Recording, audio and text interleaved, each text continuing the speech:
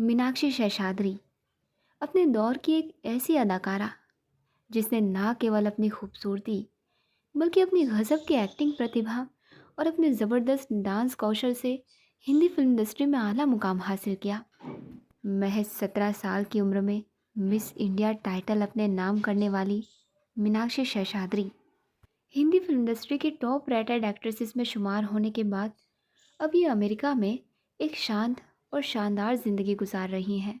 16 नवंबर साल 1963 को मीनाक्षी शेषाद्री का जन्म झारखंड के सिंदरी में एक तमिल ब्राह्मण परिवार में हुआ था। इनके पिता सिंदरी की फर्टिलाइज़र फैक्ट्री में नौकरी करते थे। यहीं पर मीनाक्षी का जन्म हुआ था। जन्म के वक्त इनके माता पिता ने इनका नाम शशिकला रखा था। सिंदरी में ही शशिकला यानी मीनाक्षी और उनके भाई बहनों की परवरिश हुई थी। चूँकि मीनाक्षी की माँ भरतनाट्यम में पारंगत थी दोस्तों, तो बचपन से ही उन्होंने मीनाक्षी और उनकी बहन निमी को भरतनाट्यम की ट्रेनिंग देनी शुरू कर दी थी। पढ़ाई के साथ साथ मीनाक्षी स्कूल में डांस प्रतियोगिताओं में भी हिस्सा लिया करती थी। इनकी खूबसूरती देखकर स्कूल की इनकी सारी सहेलियाँ अक्सर इनसे कहा करती थीं कि तुम्हें तो मॉडलिंग के लिए ट्राई करना चाहिए। उस वक्त मीनाक्षी अपनी सहेलियों की बातों को मजाक में उड़ा दिया करती थी। लेकिन जब 12वीं के एग्ज़ाम्स देने के बाद ये घर पर छुट्टियां बिता रही थी, तो इन्होंने अखबार में एक ब्यूटी कॉन्टेस्ट का विज्ञापन देखा। उस विज्ञापन को देखकर मीनाक्षी को अपनी सहेलियों की बात याद आ गई और उन्होंने अपनी एप्लीकेशन भी उस ब्यूटी कॉन्टेस्ट में भेज दी। किस्मत ने कुछ ऐसा खेल खेला कि मीनाक्षी वो ब्यूटी कॉन्टेस्ट जीत भी गई। फिर उसी साल इन्हें मिस इंडिया पेजेंट में हिस्सा लेने का भी मौका मिल गया। 17 साल की मीनाक्षी ने साल 1981 में हुए मिस इंडिया कॉन्टेस्ट को भी अपने नाम कर लिया।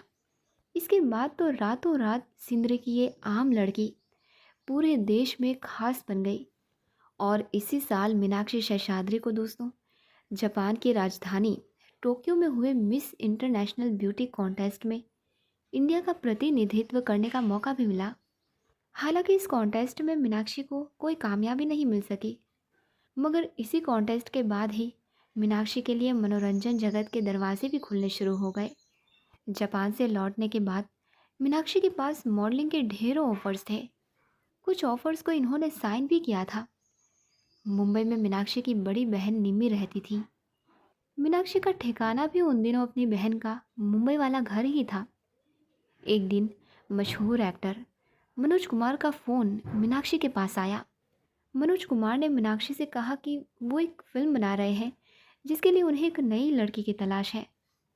मीनाक्षी उस फिल्म के सिलसिले में दोस्तों मनोज कुमार से मिलने उनके ऑफिस पहुंची।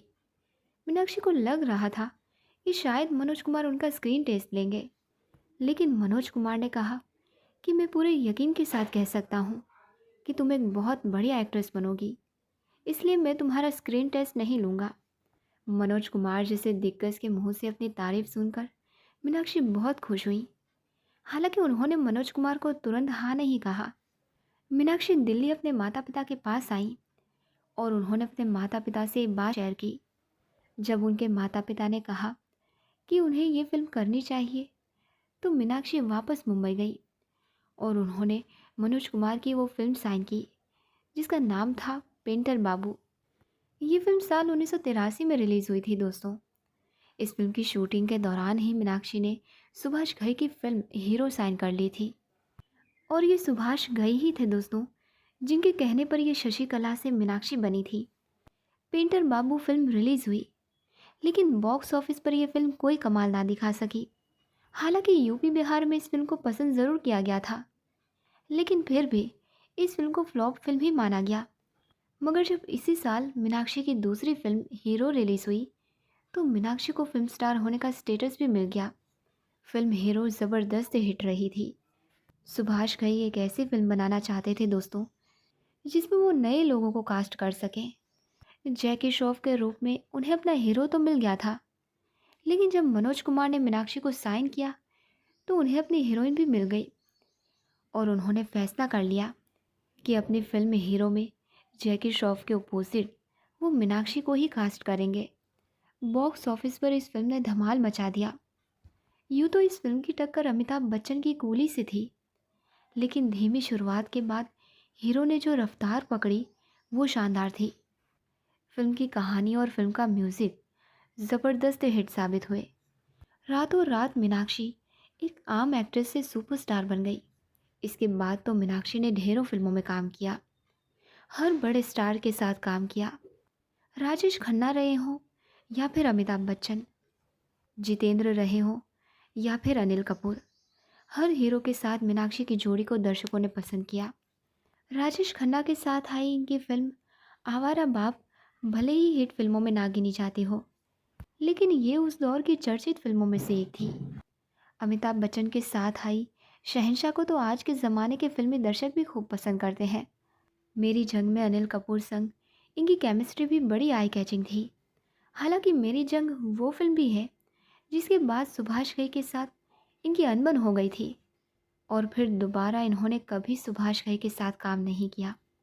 मीनाक्षी के करियर की प्रमुख फिल्मों की बात करें तो ये नज़र आई अल्लाह रखा, दिलवाला, सत्यमेव जयते, डकैत, औरत तेरी यही कहानी, 20 साल बाद, गंगा जमुना सरस्वती, तूफान, बड़े घर की बेटी, अम्बा घायल, हमशक्ल, आज का गुंडा राज, आदमी खिलौना है, क्षत्रिय और धातक। फिल्म धातक ही इनके करियर की आखिरी फिल्म भी थी। साल 1986 में आई फिल्म स्वाति में इनकी एक्टिंग को बहुत ज़्यादा सराहा गया था।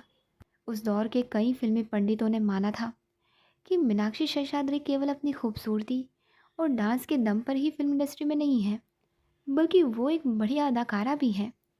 इस फिल्म में मीनाक्षी के साथ माधुरी दीक्षित ने भी काम किया था।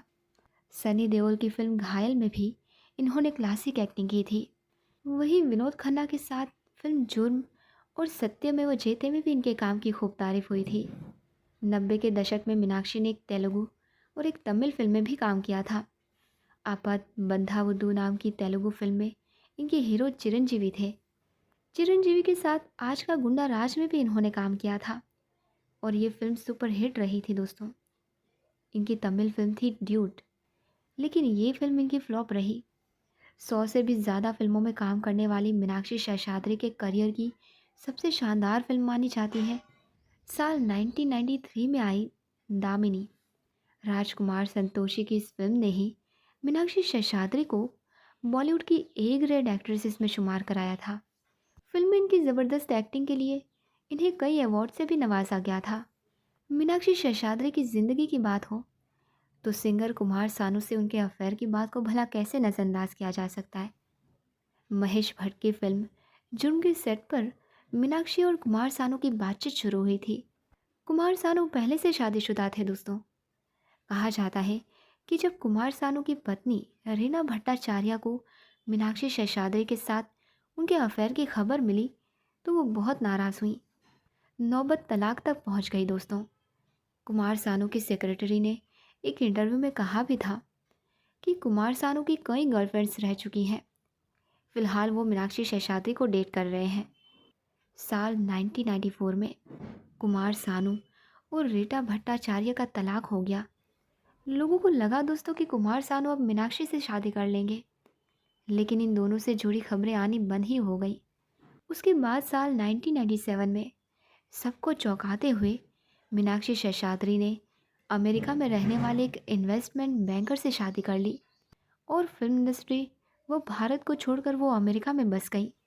मीनाक्षी के पति का नाम हरीश मैसूर है और अब अपने पति के साथ मीनाक्षी अमेरिका के टेक्सास राज्य के प्लानो शहर में रहती हैं। इन दोनों के 2 बच्चे हैं, बेटी केंद्रा और बेटा जोश। अमेरिका में ही रहकर मीनाक्षी अपना एक डांस इंस्टीट्यूट चलाती हैं और वहाँ बच्चों को भरतनाट्यम, कुचिपुड़ी, कथक और ओडिशी डांस सिखाती हैं। यानी फिल्मी चकाचौंध से दूर अमेरिका में मीनाक्षी अपने परिवार के साथ एक शांत और सुकून भरी ज़िंदगी गुजार रही हैं।